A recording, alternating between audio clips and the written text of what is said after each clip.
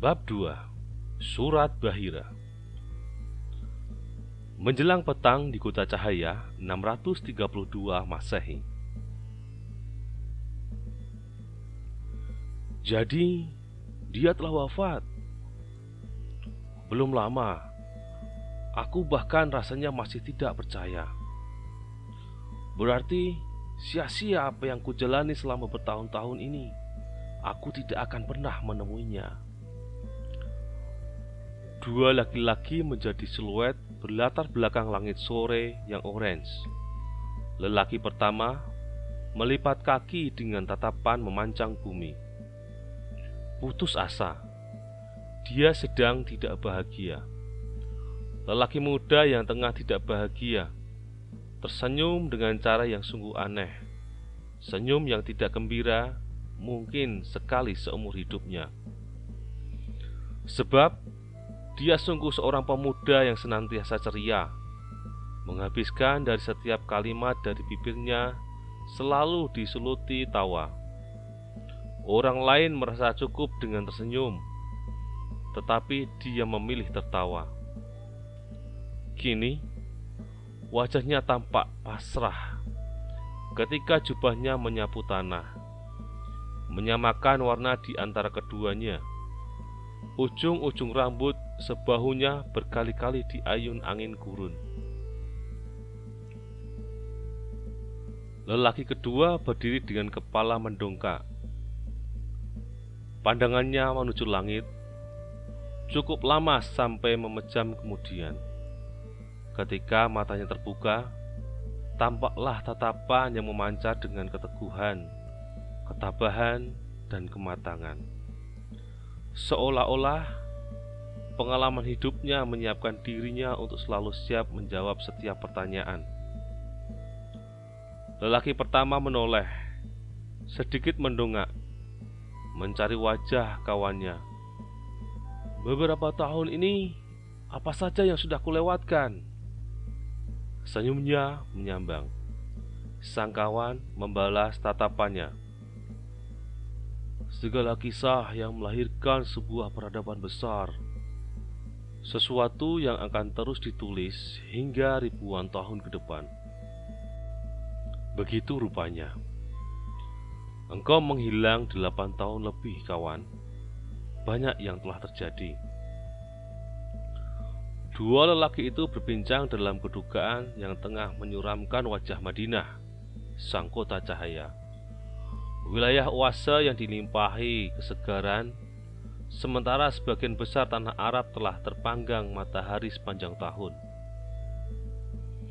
Kegesangan yang tak tertandingi oleh bagian bumi manapun. Udara seperti api yang meringkus kulit ari. Air hanya bisa diperoleh melalui cara menyedihkan.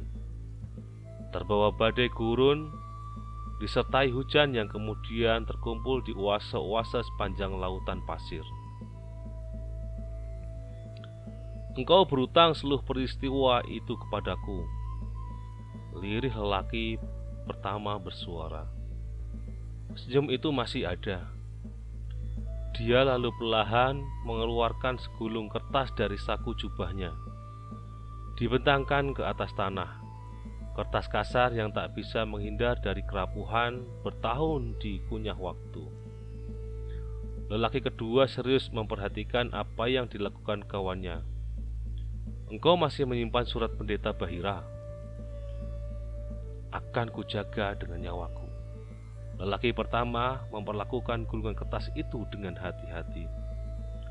Surat yang tidak pernah sampai kepada seseorang yang dia tuju. Aku beruntung menemukannya. Katamu bahkan surat ini tidak sampai selesai, bukan? Lelaki pertama menggeleng. Tidak pernah selesai. Tidak pernah terkirim. Tapi Waraqah sudah mewujudkan keinginan Bahira, kurasa. Lelaki kedua menyebut nama seseorang yang menjadi tujuan surat itu.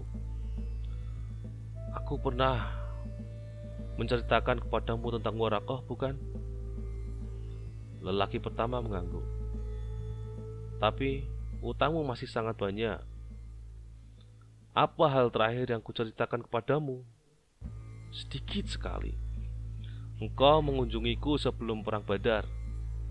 Ketika itu, para pendatang dari Mekah baru 2 atau 3 tahun mendiami kota ini. Begitu juga sang Nabi. Tentu belum banyak hal bisa kukatakan kepadamu. Banyak hal yang ingin kutanyakan kepadanya, tapi sekarang tak mungkin lagi. Aku cukup lama mendampingi sang Nabi. Kau bisa bertanya kepadaku. Lelaki yang lebih muda menggerakkan kepala. Kau tidak akan bisa menjawabnya, Rusabah. Senyap beberapa lama. Lelaki kedua menatap batas antara langit dan bumi. Jauh dari jangkauan pandangan matanya, para kafilah masih berkelana. Mereka mencari tumbuhan untuk makan ternak atau berniaga ke negeri-negeri yang jauh. Para lelaki gurun itu membawa serta kuda dan unta yang mereka bangga-banggakan.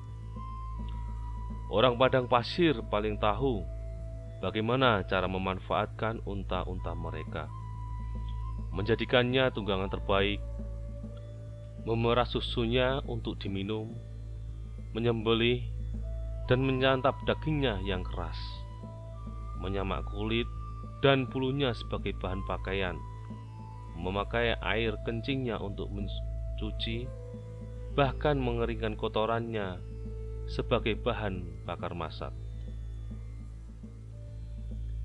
Apa yang ingin kau tanyakan jika beliau masih hidup? Lelaki pertama menatap lagi lembaran yang ia jaga dengan nyawanya. Aku ingin memastikan apakah dia benar-benar seseorang yang kedatangannya telah diketahui secara turun-menurun oleh para pendeta biara Basrah. Itu penting bagimu? Tentu saja.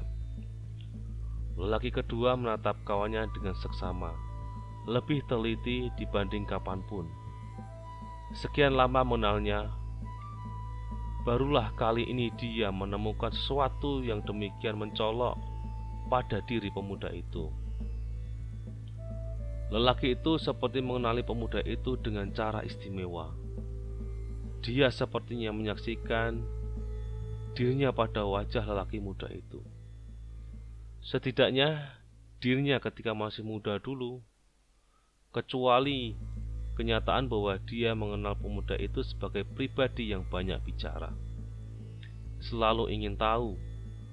Wajahnya seperti galau gembira, bibirnya tidak pernah memajang ekspresi lain kecuali senyum yang melintang.